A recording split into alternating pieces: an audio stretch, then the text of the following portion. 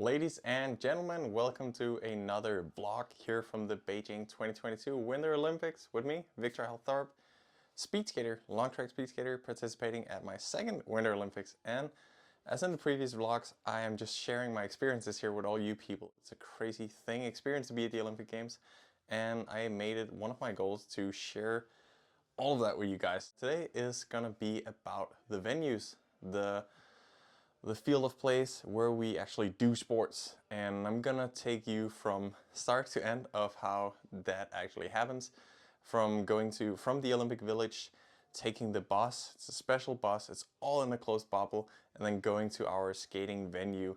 For me it's skating, but I will also show you a bit from short track skating where my fiance competes, and also from figure skating because that's a different show, it's a different venue, but a lot of things are similar. There's a lot of security checks so that we're safe.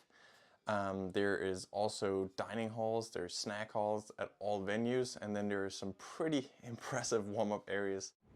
One of the things that I find the most impressive here at the venue, the skating arena for the 2022 Olympics, is the warm-up hall, the warm-up area. I'm just about to give you a little tour, but there's all the equipment you can need. There's a running track, there's weightlifting equipment, so everything we need for training, whether it's on the ice or off the ice, we got it here.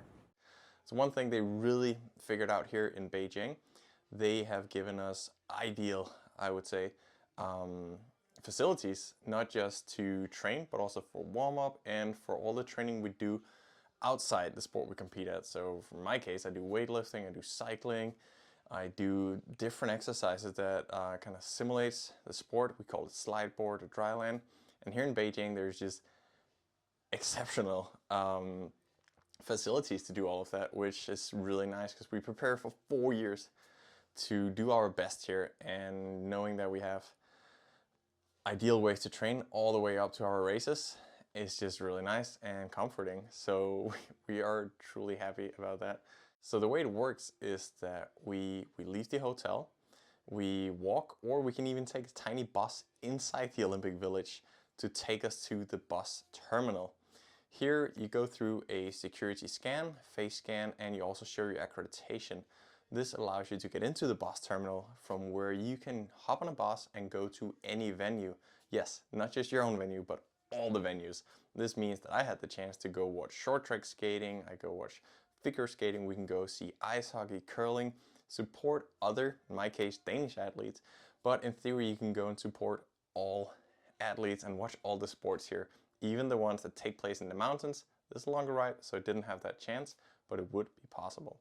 So in here, there's gonna be really nice volunteers that help you find the right bus and take you to the right venue. Depends what sport you do, but every arena is within 30 minutes with the bus. In my case, it's a little less than 15 minutes, so really not too bad. And I appreciate that because sometimes we have 2 workouts at the venue. That could be a lot of traveling time and a lot of heavy legs from sitting on the bus. Usually take the bus, so I arrive an hour prior to my training session so I can do my warm-up. I do ice skating. It's pretty cold. It's basically a gigantic freezer, so I make sure it to be really warm as I hop on the ice. So I go there an hour before. I can grab some snacks if I'm hungry. And we have our locker rooms. It is a huge venue. The speed skating oval here is just enormous, and it's so impressive. I've never seen that much airspace inside a venue, and it also makes it a little sad that we can't have full stands. We're not allowed to have more than, I think it's 20 to 30% spectators here due to COVID, but it's a beautiful place to skate, and knowing that there is literally millions of people cheering us on at the competitions makes up for it for sure. The warm-up area itself has a 200-meter running track just for us to jog back and forth. It has more than 20 slide boards. It's like wooden boards that we glide from side to side, a bit like we do when we're on skates. There's also more bikes than we are participants here, so you can always find a bike for your warm-up or for a training session itself. 6 entire weightlifting platforms just for us to warm up is beyond what we could dream of. There is Powerade, there is water, there is energy bars, more than you could ever eat, at different sites inside the arena. Once you're done with your warm-up, you can go back to your locker room, you can get in your specific racing suit, and then you walk underneath into the oval itself. And here you put on your skates, you go for your workout. It's a 400-meter track, as per usual, it always is, thank God. And when we're done, we We get off the ice and we get dressed again, and then we go through this media zone. That is where all the journalists every day, they get a chance to have 90 seconds with us, and it's also our chance to let people back home know how things are going. I mean, there's a lot of people following us here, basically the whole nation of Denmark, and they can't be here, especially our close ones can't be here, and we want to keep them updated. We want to give some back, and this is also our chance to do that, connect with them from the other side of the globe. So it's nice for everybody, and we always know where to find those journalists. So that's called the mixed zone. It's also mixed feelings. On good training days and good race days, it's really nice, and other days you kind of want to get it over with, but it's part of being an athlete.